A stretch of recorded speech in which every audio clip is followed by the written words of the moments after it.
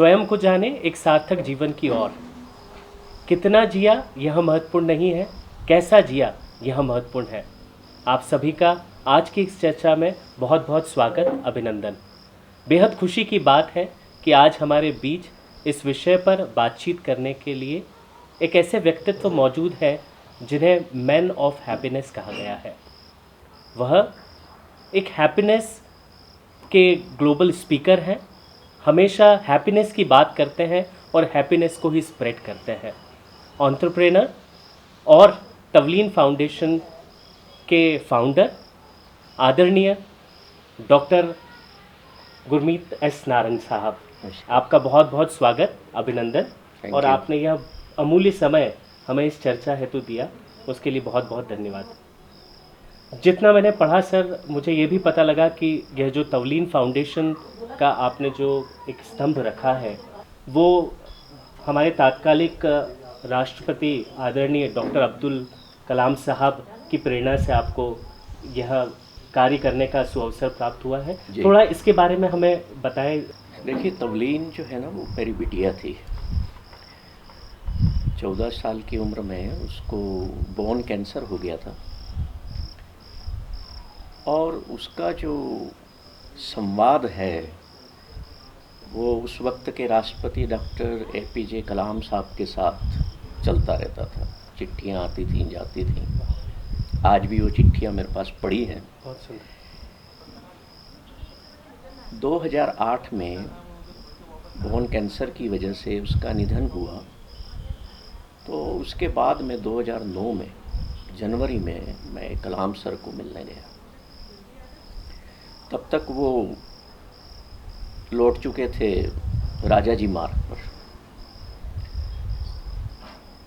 मैंने उनको बताया कि अब तवलीन भी नहीं रही है, तो अब मेरे जीवन का मकसद क्या हो। तो उन्होंने मुझसे कहा कि तुम उसकी याद में एक ऐसी संस्था बनाओ जो दुनिया में खुशियाँ फैलाए। वाह। मैं बड़ा सोच में पड़ गया जी। मैंने कहा, सर मेरे जेब में तो दुख ही दुख हैं, खुशियाँ हैं नहीं।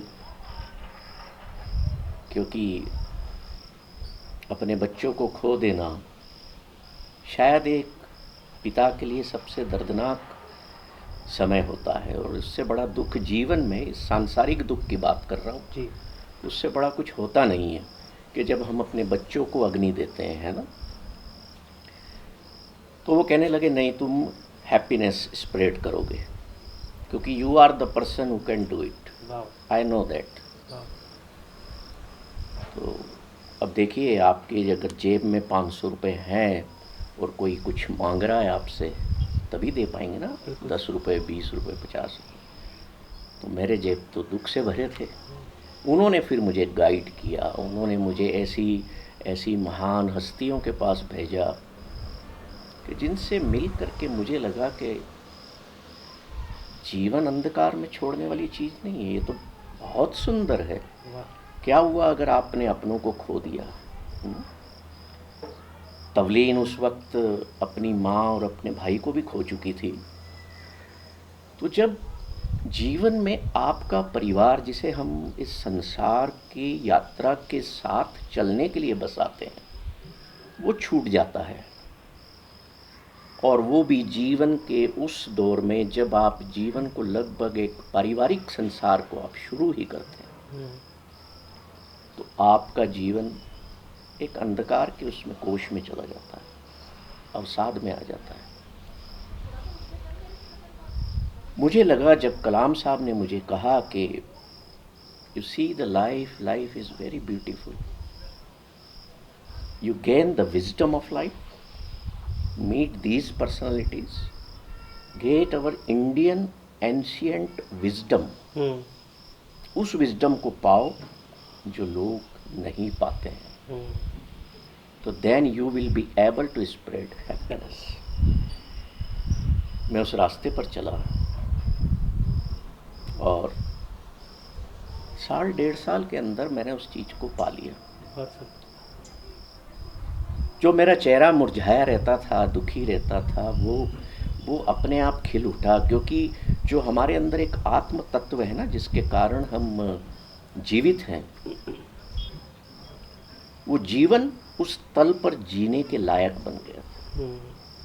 हम आम इंसान क्या करते हैं जीवन में कि हम देह के तल पे जीते हैं जी। है ना। देह की, शरीर की ज़रूरतों को, चाहतों को पूरा करते करते इसको निकाल देते हैं। उससे अगर हम ऊपर उठें तो हम मन के तल पर आते हैं, जिसको हम लेवल ऑफ माइंड कहते हैं। उसमें हम प्रेम को जान सकते हैं, और जब हम आत्म तत्व के तल पर जीवन जीते हैं ना, तो हमारा जीवन फिर खुशियों से भर जाता है। उसमें फिर जो दुख है ना, वो दुख भी तंग नहीं करते, वो अपने आप स्वीकार्य होते हैं। हम जानते हैं, हम समझ लेते हैं कि ये जो दुख आया है, ये भी तो इसी का एक पार्ट है जीवन का।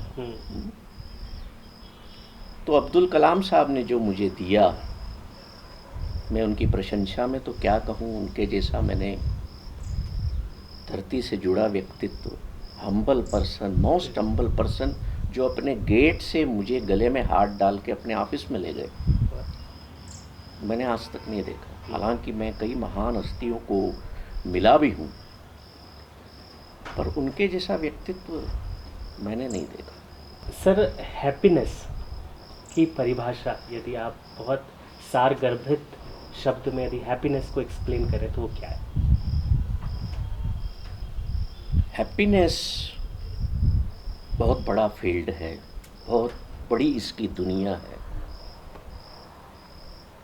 अगर मैं 2-4 शब्दों में इसको समराइज करूं, तो मैं ये कहूँगा कि दिस मोमेंट, ये पल, मैं बहुत खुश हूँ क्योंकि इस पल में जिंदा हूँ। वाह। मेरा जीवित होना ही मेरी सबसे बड़ी खुशी है। इस पल आप और मैं बैठे हैं, इस संसार में कितने लोग मरण बिस्तरे पर पड़े होंगे, डेथ बेड पर होंगे। कई इस पल, इस दुनिया को जो बहुत खूबसूरत है, उसको छोड़ करके जा रहे होंगे या जा चुके होंगे इस पल जी। पर हम जीवित हैं। This is the biggest miracle of life and most happiest moment कि मैं जिंदा हूँ। वाह। मैं फिर से श्वास को एक्सपीरियंस कर सकता हूँ। मैं फिर से अपनी यात्रा को उस परम यात्रा में ले जा सकता हूँ जिसके लिए मैं इस संसार में आया। तो right moment, at this moment, इस पल में मैं जिंदा हूँ, इससे बड़ी खुशी कोई हो ही नहीं सकती। सर, यह जो जीवन हमें मिला है, इसमें दैनिक कार्य करना, पैसे कमाना, कार्य करना, खाना खाना, ये जीवन जीने के लिए बहुत महत्वपूर्ण है। पर यह जीवन हमें क्यों मिला है? क्या यह मात्र एक सहयोग है इन कार्यों को करने के लिए, या यह किसी स्वर्णिम अवसर की ओर ले जा रहा है हमें? देखिए, इसको थोड़ा सा समझना पड़ेगा। हम देखते हैं पक्षियों को, अगर हम देखते हैं, है ना, तो सुबह वो उड़ते हैं, अपनी डाल को छोड़ते हैं, डेस्टिनेशन की तरफ निकलते हैं। वो किस खोज में निकलते हैं? रिजक की खोज में, कि आज का मेरा जो अरेंजमेंट है फूड का, वो हो जाए। बिल्कुल।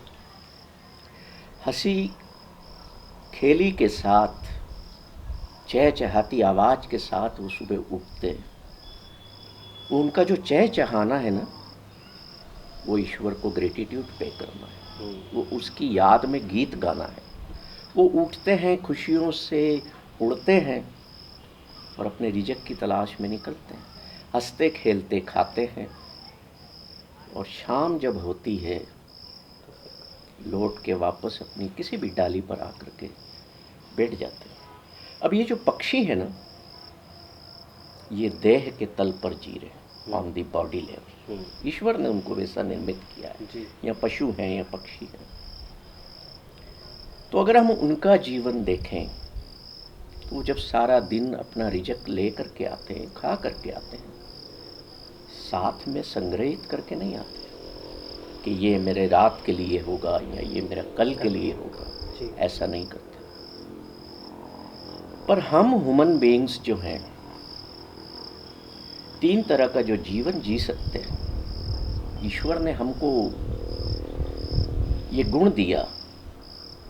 कहते हैं ना कि ईश्वर ने बड़ा विशेष तौर पर इंसान को बनाया और खुशियों में बनाया, हैप्पीनेस में बनाया। हम सामने से खाते हैं और हमारा शरीर जो है ना, वो तीनों चारों डायरेक्शन में विकसित होता है। पशु पक्षी जो है वो भी सामने से खाते हैं, पर वो पीछे की ओर विकसित होते हैं। जैसे आप एक डॉग को देखें, आप शेर को देखें, सामने से खाता है, पीछे बढ़ता है। पेड़ जो है वो जमीन के अंदर से खाते हैं। पेड़ भी ईश्वर की रचना है और वो ऊपर की ओर फैलते हैं, ऊपर की ओर विकसित होते हैं। इंसान जो है उसको एक विकसित होने की क्षमता जो बहुत बड़ी है वो ईश्वर ने दी। इसीलिए शायद इंसान को एक बहुत अच्छा क्रिएशन कहा गया ईश्वर का। इंसान भी सामने से खाता है और शारीरिक तौर पर वो तीनों चारों डायरेक्शन में बढ़ता है, पर उसके पास एक ऐसी चीज है जिसका और विकास हो सकता है। वो है हमारा माइंड, हमारा मन, जिसे हमें विकसित करना है। और उस मन को, उस माइंड को हमको इतना विकसित करना है, इतनी विशालता देना है कि वो आकाश की भांति हो जाए, इतना विशाल हो जाए। अब ये जो आकाश है, इसको क्यों हमने कंपेयर किया माइंड के साथ, कि देखिए इस आकाश में ठंडी हवाएं भी बहती हैं, गर्म लू भी चलती है, पर आकाश पे फर्क नहीं पड़ता। तो जब हमारा मन, हमारा माइंड डेवलप हो जाए, तो ये जो सुख की लहरें हैं, दुख की लहरें ये जीवन में आएंगी ना, तो हमें असर नहीं होगा, हमें फर्क नहीं पड़ेगा, हमारी हैप्पीनेस इंटैक्ट रहेगी, स्थिरता रहेगी। मन टिक, जैसे लोग कहते हैं ना मन नहीं टिकता। जी। आप कुछ भी पूजा पाठ भी करते हैं तो बोले हम तो, जैसे गुरु नानक को किसी ने कहा कि भैया आप, एक मुस्लिम पीर थे, कहने लगे आप हिंदू मुसलमान एक हैं, सब जीव एक हैं, तो आप चलिए मस्जिद में, आप नमाज क्यों नहीं पढ़ते मेरे साथ? तो कहने लगे चलो।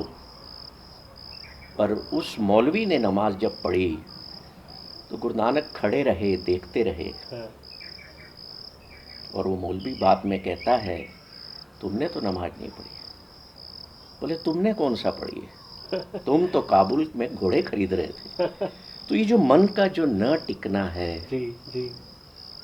ये तभी टिकता है, तभी स्थिर होगा जब हम इस माइंड का इतना इवोल्यूशन कर दें कि एक आकाश की भांति ये रूप ले ले, तो खुशियाँ टिकेगी। और जहाँ तक सवाल है खाने पीने का या कमाने का, ये तो हमें करना ही है जी। ये हमारा एक शरीर की पूर्ति, शरीर की ज़रूरतें जिससे पूर्ण हो, उतना ही करना है। चाहतों के पीछे, वांट्स के पीछे नहीं जाना है। जो नेसेसिटी है लाइफ की, उतना पाना है, उतना करना है। और अगर नहीं भी मिलता है फिर भी चिंता हमने नहीं करनी जी। क्योंकि चिंता तो वो करे जिसने इस पूरे संसार का निर्माण किया। तो मेरी डिक्शनरी में तो चिंता और वरी ये शब्द होना ही नहीं चाहिए। देखिए रिजक जो है, जिस खाने पीने की हम बात कर रहे हैं, जब ईश्वर हमें इस संसार में भेजते हैं ना, तो उसकी व्यवस्था कर देते हैं। एक पक्षी चिंता पालता है नहीं, तो वो ढूंढने का कर्म तो करना पड़ेगा ना। ईश्वर ने व्यवस्था कहीं की है, ऐसे ही हम इंसानों के लिए भी व्यवस्था है, पर हमें उस कर्म को करना पड़ेगा, उस रिजक को ढूंढना पड़ेगा। माँ के गर्भ में जब शिशु होता है, उसके बाहर आने के कुछ दिन पहले माँ के स्तनों में दूध आ जाता है। जी। तो ईश्वर ने व्यवस्था की ना उस बच्चे के लिए, बहुत तो फिर हम चिंता क्यों करें? हाँ, वो चिंता करेगा जिसने हमें निर्मित किया, इस संसार को निर्मित किया। चिंता करना हमारा काम ही नहीं है। जी। चाहे जीवन में कोई आए, कोई बिछुड़ जाए, कोई रहे, कोई ना रहे। लोग दुखी होते हैं ना, दुख होना स्वाभाविक भी है, हम इमोशनल लोग हैं, हम्म, है ना। कोई परिवार का सदस्य आकस्मिक चला गया दुनिया को छोड़ के, हम दुखी होते हैं। पर आप ये जानते नहीं कि वो व्यक्ति क्यों चला गया, वो व्यक्ति था कौन। आप उसको आइडेंटिफाई कैसे करते थे? शरीर से। बिल्कुल। आपने, संसार ने नाम दे दिया उससे, पर आप वास्तव में जानते नहीं थे कि वो था कौन, क्यों मेरे परिवार का सदस्य बना। आप नहीं जानते थे और खामखा दुखी हो रहे हैं। जी। कारण ये है कि आपने स्वयं को भी नहीं जाना। सिर्फ एक कुटुंब बना लिया इस संसार में, हंसने, खेलने, खाने, पीने, सोने के लिए, पर जिस मकसद से इस दुनिया में आए वो कहाँ गया? वो भूल गए। मकसद हमारा ये है कि जो डिवाइन वननेस है उसके हम एक पार्ट हैं। बिल्कुल। उस आत्म तत्व की नेसेसिटीज को ढूंढना और उनको पूरा करना, सिर्फ शरीर और मन की चाहतों के लिए नहीं। This body is just a vehicle of that आत्म तत्व, सेल्फ एलिमेंट, है ना। अगर वो अभी निकल जाए मेरे में से, तो ना तो मैं बोल सकता हूँ, न मैं देख सकता हूँ, न मैं सुन सकता हूँ, न मैं फील कर सकता हूँ, न मैं टेस्ट कर सकता हूँ, है ना। तो ये शरीर फिर हुआ क्या? कुछ भी तो नहीं। अगर ये बोल सकता, ये सुन सकता, ये देख सकता ये शरीर, तो मृत्यु हो जाने के बाद भी बोलता ना। तो इसलिए बोलता तो कोई और है, देखता कोई और है, सुनता कोई और है, टेस्ट कोई और करता है, चाहता कुछ और है, वो चाहता कुछ और है और आप कर कुछ और रहे हैं। तो फिर जीवन में दुखों को निमंत्रित तो आप करते हैं, फिर ईश्वर से कहते हैं कि तेने मेरे साथ क्या किया। ये शिकायत करने का हक हमें है ही नहीं। हमें तो एक हक है, हर बात पे शुक्रिया अदा करने का। And when you live your life in the mode of gratitude, you will always live in happiness. आप हर बात पर भगवान को शुक्रिया अदा करें। मेरी गाड़ी का टायर भी पंचर हो गया है, थैंक गॉड। क्या हुआ? मेरी बिटिया का टाटा मेमोरियल हॉस्पिटल में पैर काट दिया गया था। When she came out of ICU, मेरी आंखों में आंसू थे, but she was smiling. तो मैंने जब उसका चेहरा देखा कि वो मुस्कुरा रही है, तो मेरे से कहती है, डैडा आप परेशान क्यों? Let's be thankful to God कि मेरे पास एक तो पैर है ना। बहुत सुंदर। मैं उससे चल लूंगी। बहुत सुंदर। तो जीवन में ये आदर्श है। जीवन इसलिए नहीं है कि मैं आया संसार में, खाना पीना किया, एंजॉय किया, मना नहीं है उसके लिए, करिए आप। और अपना टाइम जो है इधर उधर फालतू कार्यों में निकाल के इस लाइफ को वैन में डाल दिया और वापस चल दिया। नो, मैं एक ट्रैवलर हूँ। Life is a way and this earth is my home. कैसा होम है? एक स्पेस शिप जैसा जी। जो इस पूरे ब्रह्मांड में घूम रहा है, और मैं एक छुट्टियां मनाने इस धरती पर आया हूँ। वो छुट्टियां मनाने किसने भेजा मुझे? ईश्वर ने कहा कि जाओ अब इस तुम धरती पर इतने दिन की छुट्टियां मना करके आओ। तो मैं यहाँ छुट्टियां मनाने आया हूँ। अब यहाँ आप आने के बाद एक बात बताइए, आप किसी दूसरे शहर में 4 दिन की छुट्टी मनाने जाते हैं तो क्या करते हैं? एंजॉय करते हैं यस। कि 4 दिन है मेरे पास, फिर तो वापस मुझे लौटना है ना, अपने घर। मैं एंजॉय कर लूँ। और जब ईश्वर ने आपको एक मोहलत दी कि जाओ छुट्टियां मना करके आओ इस जीवन में, इतने दिन देता हूँ, इतने श्वास देता हूँ, जी। तो तुम यहाँ आकर क्या कर रहे हो? सिर्फ खाना पीना हंसना सोना?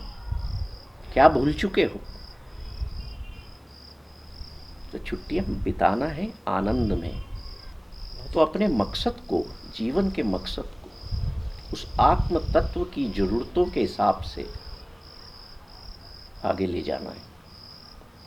सर आपने बहुत सुंदर बात कही, और कुछ वीडियोस में आपके देख रहा था, उसमें मुझे एक वीडियो जो आप ही ने बताया था, और वही बात यहाँ पे मैं रिलेट कर पा रहा हूँ कि ये जो संसार है, जिस तरह आप किराए के मकान में जाते हैं और रहते हैं, और यदि आप थोड़े दिन बाद कहें कि ये मेरा घर है, इसका सामान मेरा है, तो फिर उस चीज़ का मतलब वो आप उसके ओनर हैं ही नहीं। वैसे ही आपने यही बात कही कि भगवान ने हमें उनके इस क्रिएशन में भेजा है, और यदि आप ये कहें कि ये मेरी प्रकृति है, ये मेरे लोग हैं, ये मेरा घर है, और यदि हम उस रेंटेड हाउस में एज अ ओनर रहें, तो उसका कोई पर्पस नहीं है, क्योंकि अल्टीमेटली हमें यहाँ से जाना ही है। तो आपने बहुत सुंदर इस बात को कहा। सर ऐसी कौन सी बातें हैं जिससे आप जीवन में बहुत प्रभावित हुए, और आपको यह लगता है कि यह मानव जीवन में महत्वपूर्ण भूमिका निभाते हैं? वो बातें क्या है? एक तो बात मैंने आपको बताई, I am a traveller here, है ना। मैं परदेश में हूँ, एक तरह से ये समझ लीजिए, और देश मेरा कहीं और है, जी। और मुझे लौटना है। पहली बात तो ये है।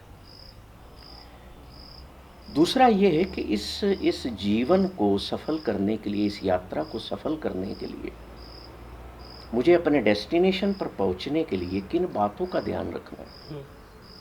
उसमें सबसे बड़ी जो पहली बात है, वो मेरे कर्म जो है ना, वो निर्मल हो, शुद्ध हो। मेरे शब्द भी ऐसे हों जो किसी को हर्ट ना करे, हर किसी के चेहरे पर मुस्कुराहट ला दे। मेरे कर्म भी ऐसे हों, मेरे विचार भी वैसे हों, मेरे अंदर ईश्वरीय गुणों का वास हो। कौन से होते हैं वो? लव होता है, कंपैशन है, फॉरगिवनेस है, एक्सेप्टेंस है, और living life in the will of God. फिर I belong to no one, no one belongs to me. Even ये शरीर भी मेरा नहीं है जी। आप फर्नीचर और घर की बात तो छोड़िए, बिल्कुल बिल्कुल।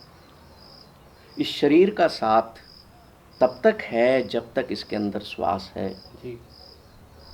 परिवार का साथ मेरी चिता तक होगा। बिल्कुल। पर अगर मेरे कर्म निर्मल रहे और मैंने अपने जीवन को आत्मा के तल पर जिया, तो मेरी आत्मा का साथ ईश्वर के द्वार तक हो जाएगा। जी। तो उसको पाना मेरा धर्म है, उसको पाना मेरा इस जीवन का मकसद है। हाँ। अगर मैंने वो न पाया, और जैसे आप कहते हो खाने पीने में समय निकाल दिया, the life will go in vain. और फिर वापस इन चक्रों में कर्म के कारण फिर आओगे, फिर माँ के गर्भ में उस अग्नि में जलोगे, माफ करिएगा, और फिर वापस लकड़ियों में जलोगे। तो प्रार्थना तो ये हो कि तुमने ईश्वर ये जो जीवन दिया है, जो तुम चाहते हो मुझसे करवाओ, अपनी आज्ञा में रखो जी।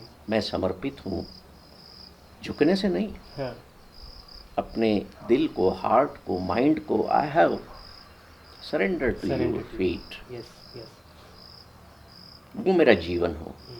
पर उस जीवन के साथ ऐसा नहीं है कि मैंने परिवार नहीं बसाना है, मैंने कर्म नहीं कमाना नहीं है, मैंने मांग करके खा लेना है। नहीं, मैंने अपने हाथ से कर्म करना है, शुद्ध कर्म करना है। उसको मैंने ऑनेस्टी, राइटियस जिसको कहते हैं हम, अर्निंग है, वो करना है। घर भी बसाना है, एक गृहस्थ का जीवन जीना है, उस जीवन को पूरा कंप्लीट करना है। जी। और उस ग्रस्त जीवन में रहते हुए मैंने अपने परिवार के सदस्यों के साथ डिटैच रहना है। मतलब मैंने एक ग्रस्त का जीवन जीते हुए संन्यास धारण करना है। वो संन्यास मेरी आत्मा तत्व का है, कपड़ों से नहीं है, मेरी शरीर की बनावट या इससे नहीं है। एक सेइंग मुझे याद आ रही है सर, जो आपने बात कही कि मेरा शरीर संसार में रहे और मेरा मन और मेरी आत्मा जंगल में रहे। इसका ये मतलब हुआ कि मैं कार्य यहाँ के जो मुझे मिले हुए हैं वो करते रहूँ, पर मेरा जो ध्यान है और मेरा जो मन है वो हमेशा उस परम सत्ता में लगा रहे कि बस मुझे उधर ही जाना है। तो जो डिटैचमेंट का भाव है, वो आपने जो ये बात कही, बहुत ही सुंदर बात कही सर। सर, ऐसा कोई वाक्य आपके जीवन में, क्या यही वाक्य था जो आपने तवलीन फाउंडेशन का जो ये फाउंडेशन का पिलर रखा, यही एक वाक्य है, या ऐसा कोई वाक्य जो आपके जीवन में एक यू टर्न लेकर आया हो? तवलीन फाउंडेशन की जो स्थापना है वो, जैसा मैंने बताया कि हैप्पीनेस मिशन को लेकर के हुई, पर उसके बाद मैंने सोचा कि मैं लोगों को जीवन की शिक्षा दूं, क्योंकि आज हम देखते हैं स्कूल कॉलेजेस में दुनियावी शिक्षा दी जाती है, लाइफ एजुकेशन कोई नहीं देता। तो मैंने उस काम को लेकर के इसका एक पिलर और बनाया, जिसे मैंने नाम दिया कि जीवन संवाद डॉक्टर गुरमीत नारंग के साथ। और उसमें मैं मृत्यु सिखाता हूँ, मृत्यु को पढ़ाता हूँ, मैं जीवन को कतई नहीं पढ़ाता। क्यों? क्योंकि एक जगह गुरु नानक कहते हैं कि खाना पीना हंसना सोना विसर गया है मरना, खसम विसार खुआरी करनी, खुआरी कीनी त्रिक जीवन रहना। इसका मतलब ये है कि हम खाने पीने हंसने सोने के अलावा जो मेन मुद्दा हमें याद रखना था कि मेरी एक दिन मृत्यु होनी है, मैं इम्परमानेंट हूँ इस संसार में, वो तो मैं भूल गया। मैं कभी ये सोचता ही नहीं कि मेरे पड़ोस में किसी की डेथ हो गई, तो मैं सोचता ही नहीं कि मेरी होगी, जैसे मैं कोई हमेशा के लिए आया हूँ। हम उस डेथ को अगर याद रखेंगे, मृत्यु को याद रखेंगे ना, हमारे कर्म जीवन के अपने आप शुभ हो जाएंगे, अच्छे हो जाएंगे। ना आप किसी को बुरा कहेंगे, ना बुरा करेंगे, आप बुरे का भी भला करेंगे। When you remember your death, और रिमेंबर होगी डेथ, तो गॉड अपने आप उस रिमेम्बरेंस में आ जाएगा जी। तो मुझे कर्म करते हुए, मुझे कुछ भी करते हुए, नहाते धोते हुए भी ईश्वर अगर मेरी माइंड में, मेरे आत्म तत्व में बसा हुआ है, वो याद आता रहता है, तो मैं मृत्यु को भी जा रहा हूँगा तो मेरे चेहरे पर मुस्कुराहट होगी। ये जीवन का सबसे अच्छा मकसद है। तो जीवन अपने आप सुंदर बन जाएगा। सूखे पेड़ भी फिर आपको ऐसे बुरे नहीं लगेंगे, वो भी आपको लगेंगे कि सूखी डालियाँ भी जो है ना, ये भी मुस्कुरा रही हैं। वो लाइवलीनेस, अलाइवनेस रहेगी। और हर कदम जब आप धरती पर रखेंगे तो that step, every step will be of love, every step will be of compassion towards mother earth. कि मेरा हर कदम इस धरती पर करुणा का है, प्रेम का है, आनंद का है और ग्रेटिट्यूड का है। सर, आपसे जितनी बात हुई, मुझे आदि शंकराचार्य द्वारा लिखित भज गोविंदम का एक श्लोक याद आ गया जी, जिसमें उन्होंने कहा, योगरतो वा भोगरतो वा संगरतो वा संग विहीना यस्य रमणी रमते चित्त नंदति नंदति नंदत्वयम्। इसका ये अर्थ है सर कि आप चाहे योगी की तरह सारा संसार भूल के जंगल में अपना जीवन जी लें, या भोगी की तरह ये सब भोग करते हुए भी अपना जीवन जी लें। आप सब कुछ छोड़ दें या आप सब कुछ पा लें, इन दोनों में सुख और आनंद आपको कभी नहीं मिल सकता। यदि आपको परम सुख और आनंद की प्राप्ति करनी है तो आपके मन में सतत उस ईश्वर का, उस परमात्मा का, उस अल्लाह का, उस भगवान का याद चिंतन, याद बनी रहे। तब आप कैसा भी जीवन जी रहे हो उससे कोई फर्क नहीं पड़ेगा। बिल्कुल। इतनी सुंदर बात और इतनी सारी बातों में आपकी यही बात लगी कि जो ये पल है, ये पल ही सबसे महत्वपूर्ण है जो हम जी रहे हैं। इसके अलावा तो जन्म की तिथि है और मृत्यु की तिथि है, बाकी जो ये पल है वो हैप्पीनेस है और वही सब कुछ है।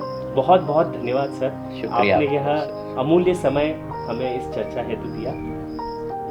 हमने आज एक बार फिर इस चर्चा में बहुत कुछ सुना, बहुत कुछ समझा और बहुत कुछ जाना। आइए जिन बातों को हम अपने जीवन में आत्मसात कर सकते हैं उन्हें आत्मसात करें, क्योंकि कितना जिया यह महत्वपूर्ण नहीं है, कैसा जिया यह महत्वपूर्ण है। स्वयं को जाने, एक सार्थक जीवन की ओर। इस विषय पर आप क्या सोचते हैं ज़रूर शेयर करें और हम जल्दी मिलते हैं इसी विषय पर एक अगली पर्सनैलिटी के साथ। तब तक हम सभी अपना ख्याल रखें। ਜਾਂ ਤਾਂ ਲੋਕਾਂ ਦੇ ਹੋ ਜਾਓ, ਲੋਕਾਂ ਦੇ ਹੋ ਜਾਓ, जी ਔਰ ਜਾਂ ਲੋਕਾਂ ਨੂੰ ਆਪਣਾ ਕਰ ਲਓ। पर जे तुसी दोनों कर लोगे तो तुसी जग जीत लिया, वाह वाह, तो दुनिया जीत ली। बहुत सुंदर। वो बताता है, जैसे लोग आजकल जीपीएस देखते हैं, मेरे को तो मेरा जीपीएस ईश्वर है, बहावला है और सारे धर्म ग्रंथ हैं जिन्होंने मुझे तैयार करके इस काम के लिए भेजा। वो आदिवासी लोगों ने मेरी जीवन शैली बनाई। और फिर ये सस्टेनेबल डेवलपमेंट की जब डेफिनेशन पढ़ी, पहली बार सुनी वहाँ कि using the natural resources in A way by not compromising for the future generations. मैंने आके क्वेश्चन पूछना शुरू किया, अभी पानी इतना है जितना चाहिए?